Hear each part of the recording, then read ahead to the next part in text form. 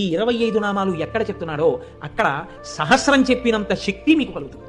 అంత గొప్ప నామాలు నేను చెప్తాను, మీరు కూడా చెప్పండి. సింహాసనేషి, లలిత, మహారాజ్ఞి, వరాంకుశ, చాపిని, త్రిపురా చైవ, మహాత్రిపుర సుందరి, సుందరీ చక్రనాథ చ,